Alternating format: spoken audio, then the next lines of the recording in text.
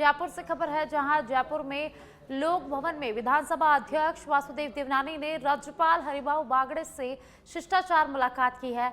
इस दौरान उन्होंने राजस्थान दिवस और भारतीय नववर्ष चैत्र शुक्ल प्रतिपदा की शुभकामनाएं दी और राज्यपाल को पुष्प गुच्छ भेंट किया।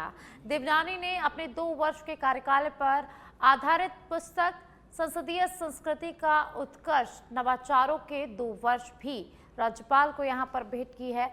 वहीं राज्यपाल हरिभाऊ बागड़े ने देवनानी को विद्या वाचस्पति की उपाधि प्राप्त होने पर उन्हें हार्दिक बधाई दी है। तो विधानसभा अध्यक्ष वासुदेव देवनानी ने लोक भवन में राज्यपाल हरिभाऊ बागड़े से शिष्टाचार भेंट की है।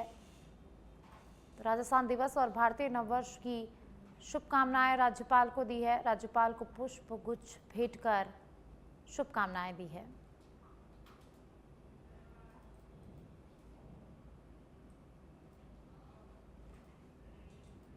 और अब खबर भरतपुर के रूपवा से है, जहां तेजनगर गांव में खेत में फसल काट रही एक महिला पर तेंदुए ने अचानक से हमला कर दिया, जिससे इलाके में हड़कंप मच गया है। हमले में घायल महिला चंद्रवती को परिजनों ने तुरंत संभालते हुए प्राथमिक उपचार दिया और उप जिला अस्पताल में भर्ती कराया गया, जहां उसका इलाज जारी है। घटना के बाद ग्रामीण बड़ी संख्या में मौके पर इकट्ठा हो गए और प्रशासन और वन विभाग को इसकी सूचना दी गई। तेंदुए की मौजूदगी से तेजनगर सहित आसपास के गांवों में भय का माहौल बना हुआ है, जिससे किसान अब खेतों में जाने को लेकर भी चिंतित हैं। तो भरतपुर के रूपवा से खबर है, जहां एक महिला पर तेंदुए ने हमला कर दिया। ग्रामीणों ने प्रशासन और वन विभाग को सूचना दी है। आसपास के गांवों में डर का माहौल बना हुआ है। तो खेत में फसल काट रही महिला पर तेंदुए ने जोरदार हमला कर दिया और इस हमले में महिला गंभीर रूप से घायल हो गई है। जिला अस्पताल में महिला का इलाज जारी है। तो तेजनगर और आसपास के क्षेत्र में तेंदुए के मूवमेंट से, तेंदुए के हमले से डर का माहौल बना हुआ है।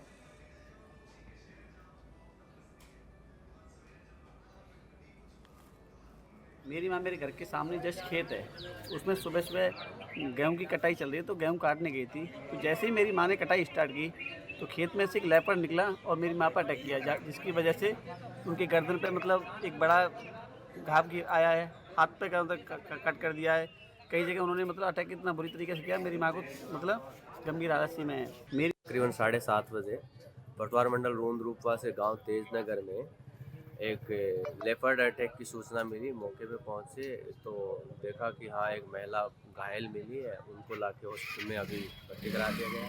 और आम लोगों से सूचना है, रिक्वेस्ट है कि जितने भी अगर कोई इस लेपर्ड की संदिग्ध हरकतें दिखाई देती है तो ज़्यादा से ज़्यादा प्रशासन। पिताजी हम तीनों खेत में वो गेहूँ काट रहे थे गांव के पास ही, और जैसे ही हमने बहुत 4-5 फीट की दूरी पे थे, माता पीछे थी और हम आगे थे, तो तेंदुआ निकल के आया, माता पे गर्दन पर सीधा अटैक किया है और तुरंत ही काट के तुरंत वो भाग गया है, रुका नहीं। मैंने खुद मौजूदगी में अपनी आंखों से देखा है वहीं। फिर मैंने तुरंत ही माता जी की गर्दन पर साफी बांधी थी और हाथ में अपनी टी-शर्ट उतार के बांधी थी और हमें हॉस्पिटल ले आए और वो खेत में घुस के। शिवगंज के गणेश नगर क्षेत्र में एक अज्ञात युवक का पत्थरों से कुचला हुआ शव मिलने से इलाके में सनसनी फैल गई है।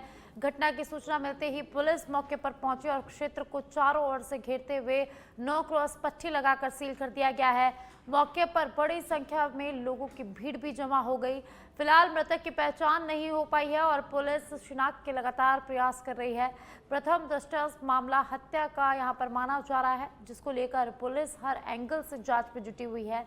पुलिस अधीक्षक और थाना अधिकारी महजाब्ता मौके पर मौजूद हैं और हालात पर लगातार नजर बनाए हुए हैं।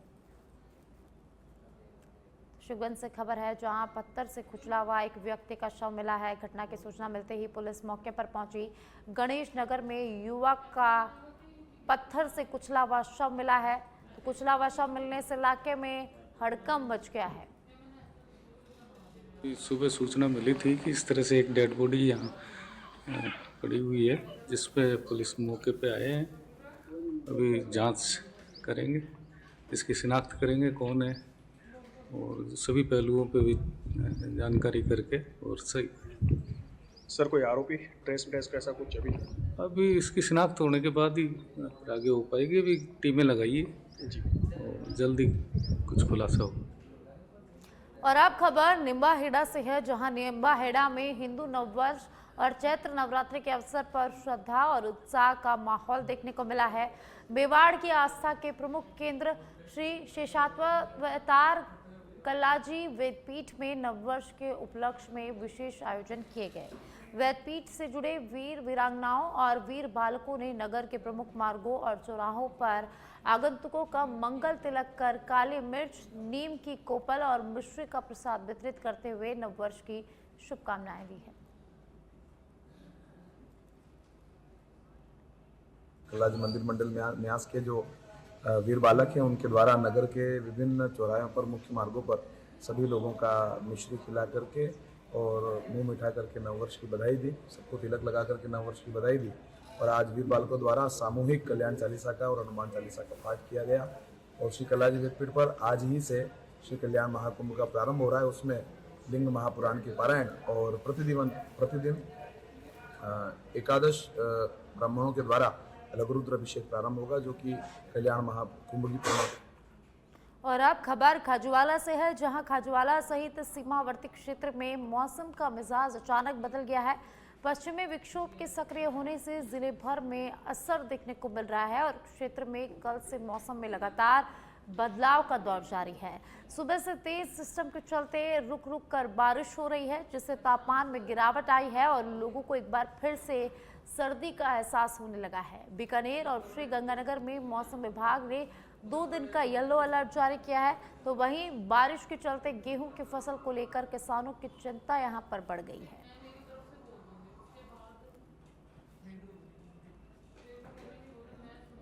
तो खाजूवाला से खबर है, जहां एक बार फिर से मौसम का मिजाज बदल गया है। और आप खबर धोरी मन्ना क्षेत्र से है, जहां बेमौसम बारिश ने किसानों की मेहनत पर पानी फेर दिया है। बाड़मेर जिले के कई गांवों में देर रात तेज हवा और बारिश के साथ आए मौसम बदलाव ने भारी नुकसान पहुंचाया है। खेतों में खड़ी इसबगोल, गेहूं और अरंडी की फसलें तेज आंधी और बारिश की वजह से यहां पर प्रभावित हुई है। किसानों के अनुसार फसल कटाई के लिए पूरी तरह से तैयार थी, लेकिन अचानक बदलते मौसम ने उनकी मेहनत पर पानी फेर दिया है, जिससे किसानों में मायूसी का माहौल देखा जा रहा है। धोरी मन्ना से खबर है, जहां अचानक से आए मौसम बदलाव ने किसानों की चिंता को बढ़ा दिया है। और अब खबर सीकर से, जहां सीकर के प्रसिद्ध जीण माता मंदिर में चैत्र नवरात्रि के अवसर पर श्रद्धा का अद्भुत माहौल देखने को मिला, जहां देश भर से लाखों श्रद्धालु दर्शन के लिए यहां पर पहुंच रहे हैं। मान्यता है कि मुगल बादशाह औरंगजेब भी यहां नतमस्तक हुआ था और उसने यहां अखंड ज्योत जलाई थी, जो आज तक यहां पर निरंतर जल रही है। जीण माता को मधुमक्खियों वाली देवी के नाम से भी जाना जाता है, क्योंकि लोक कथा के अनुसार मधुमक्खियों के झुंड ने मंदिर को बचाया था। 19 से 27 मार्च तक चलने वाले मेले में 10 लाख से अधिक श्रद्धालुओं के पहुंचने का अनुमान लगाया गया है, जिसके चलते करीब 900 पुलिसकर्मी यहां पर तैनात किए गए हैं। यह मंदिर शेखावाटी क्षेत्र की कई जातियों की कुलदेवी माना जाता है और यहां जड़ूले की परंपरा भी विशेष रूप से निभाई जाती है। वहीं पीढ़ियों से एक मुस्लिम परिवार द्वारा मंदिर की सीढ़ियां धोने की अनूठी परंपरा भी आज तक यहां पर कायम है।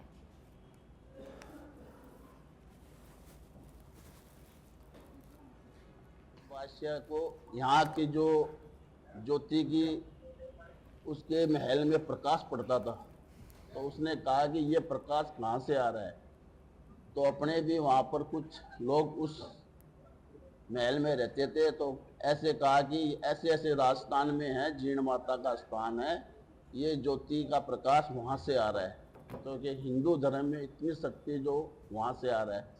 तो उसने वहाँ का शक्ति देखने के लिए वो वहाँ से रवाना हुआ, तो अपने हर्ष पर्वत पर भी आया था, वहाँ पर भी कुछ मूर्तियाँ खंडित की।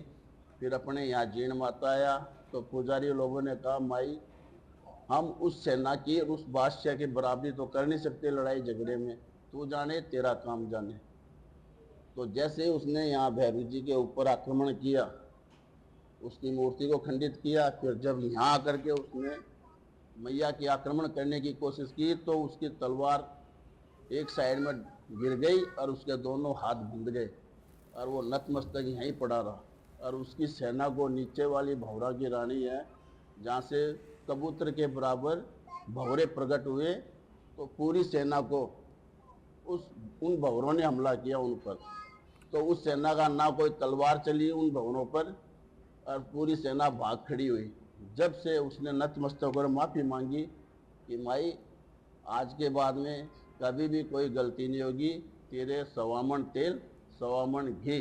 जो जात जड़ुले और स्वामनी है, इनकी जो रस्में हैं वो नवरात्रि के दौरान माई के यहाँ जो घट स्थापनाएं चलती है, प्रथम द्वितीय तृतीय अन्य जो भी नवरात्रि है उस दौरान माई के यहाँ धूप लगाते हैं और अपने जो रिवाज हैं उनको यहाँ शिद्दत से निभाते हैं। साथ ही यहाँ तकरीबन मेले के दौरान 8 से 10 लाख यात्री आते हैं, लेकिन अब की नवरात्रि में भीड़ बढ़ने की ज़्यादा संभावनाएं हैं और अंतिम 3 दिनों में हम मान के चलें तो तकरीबन 5 से 6 लाख यात्री एक्स्ट्रा आ सकते हैं। तो उसके लिए अतिरिक्त जाब्ता तैनात किया गया है और मंदिर ट्रस्ट भी इन्हीं व्यवस्थाओं को देख करके सारी व्यवस्थाएं सुदृढ़ और अंतिम रूप देने के लिए तैयार है।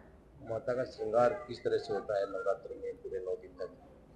माता की श्रृंगार की अपनी बात करें तो प्रथम जो श्रृंगार होगा वो शैलपुत्री रूप में होगा।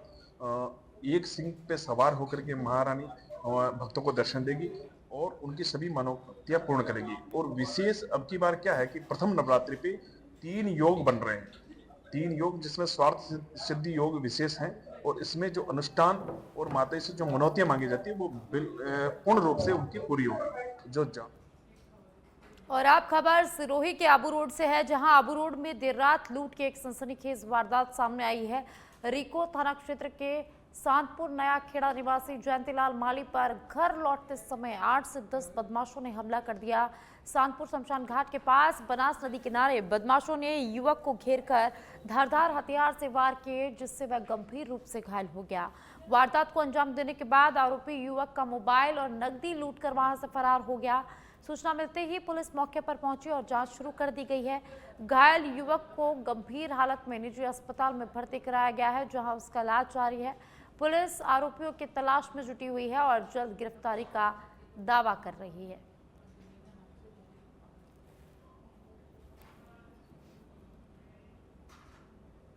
और अब खबर जालोर के सायला से है, जहां जीवाणा कस्बे में बायोसा मार्केट में लगातार बिजली लाइन फॉल्ट से व्यापारी परेशान हैं।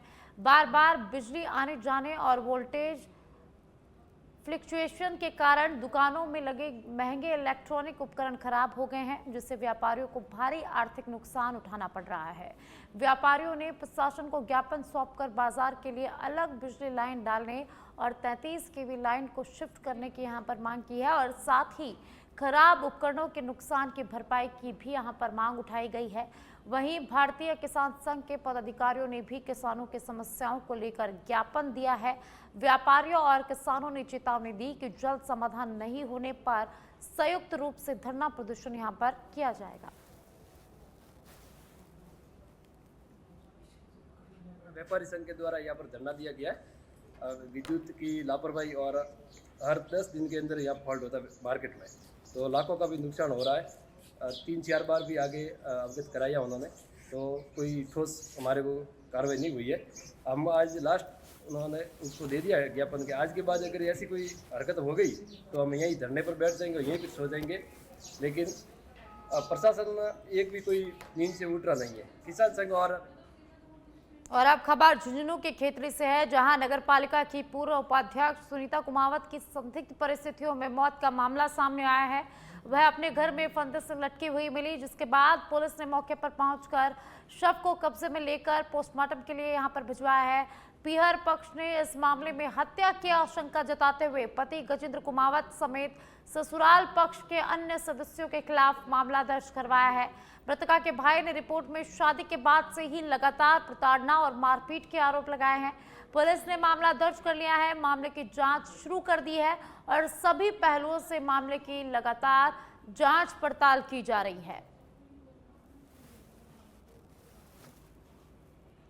तो झुंझुनू के खेतरी से खबर। सुनीता गला दबा के मारपीट करके हत्या कर दी गई। हत्या का प्रकरण दर्ज किया जाकर अनुसंधान किया जा रहा है।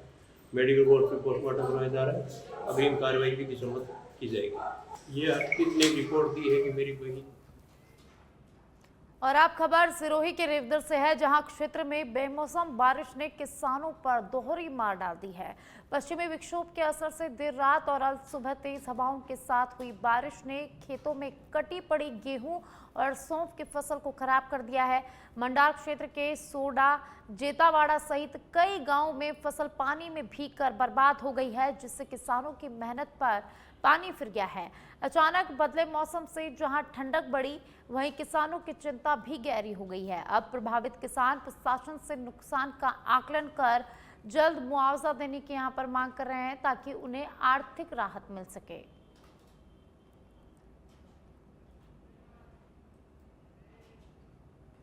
और अब खबर लूणकरणसर से है, जहां लूणकरणसर के पास राष्ट्रीय राजमार्ग 62 पर विश्वकर्मा मार्केट के निकट एक पिकअप गाड़ी के पलटने से सड़क किनारे सब्जियां बिखर गई।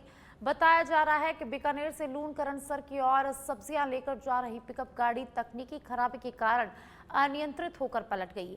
हादसे में चालक सुरक्षित रहा। हालांकि सड़क पर सब्जियां फैलने से कुछ समय के लिए यातायात यहां पर प्रभावित हुआ।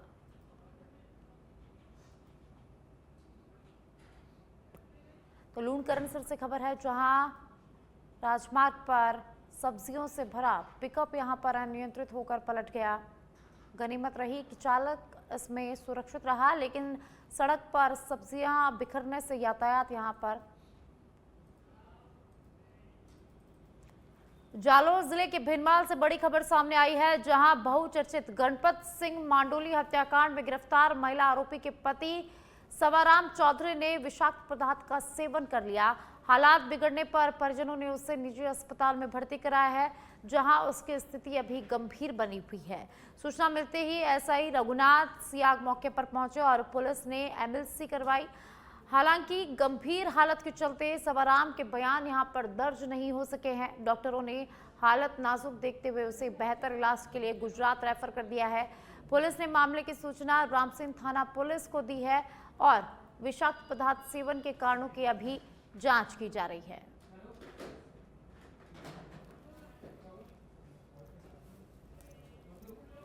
और अब झुंझुनू से खबर है, जहां झुंझुनू के मंडावा में 17 मार्च को पवन कुमार शर्मा के आगमन पर पंचायत समिति सदस्य राहुल कुमास ने 11 केवी विद्युत लाइन हटाने की मांग को लेकर ज्ञापन सौंपा।